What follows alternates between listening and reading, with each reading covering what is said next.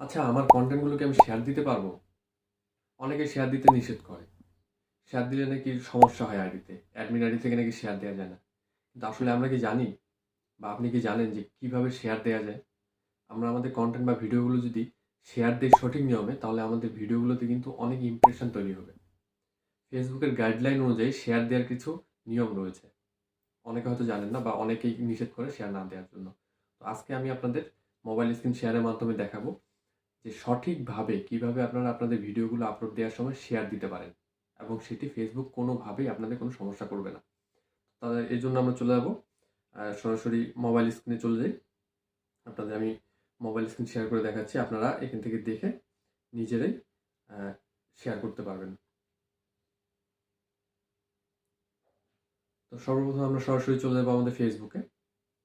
আমরা Facebook open করলাম। Facebook open করার পরে আমরা চলে যাব প্লাস আইকনে। এখান থেকে রিলস সিলেক্ট করব।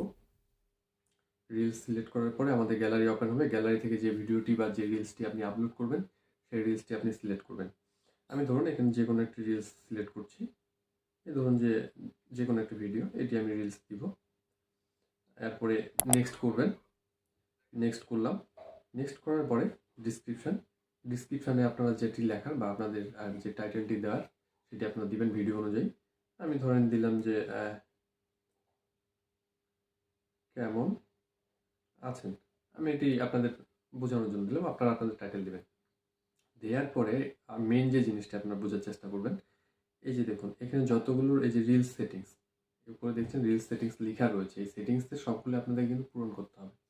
পূরণ করতে হবে কেন? এখানে দেখুন এই যতগুলো রয়েছে এগুলো প্রত্যেকটা দেওয়া উচিত। তার মধ্যে এই যে চলে যাবো আমরা see more settings. See more সেটিংসে কিন্তু ফেসবুক নিজের থেকেই এখানে আপনাদের রিকমেন্ড করে শেয়ার টু গ্রুপস। যদি গ্রুপে শেয়ার করলে সমস্যা থাকতো তাহলে ফেসবুক এই অপশনটি আপলোডের সময় দিত না। এখন এখানে নিয়ম হচ্ছে শেয়ার টু গ্রুপে যাব। যাওয়ার পরে আপনারা আপনাদের ভিডিওটি অ্যাক্টিভ যে গ্রুপগুলো রয়েছে, যে গ্রুপগুলোতে সবসময় মেম্বার অ্যাক্টিভ বা ভিউজ হয় সেই গ্রুপ সিলেক্ট করবেন এবং আপলোডের সময় কিন্তু মাত্র 3টি গ্রুপ সিলেক্ট করতে পারবেন এবং এটি নিয়ম। এই 3টি গ্রুপের বাইরে আপনার শেয়ার করা উচিত হবে না।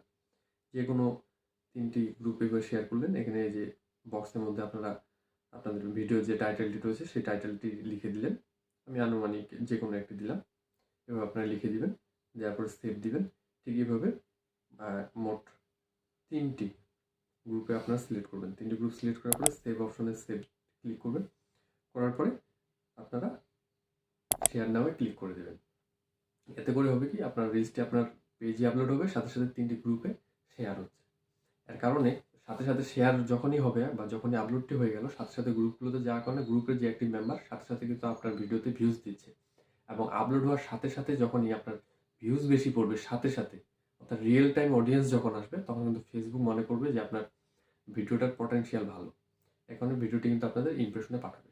এটা হচ্ছে সঠিক নিয়ম এবং এই নিয়ম আপনারা ফলো করে গ্রুপের নির্দ্বিধায় আপনারা শেয়ার দিতে পারেন।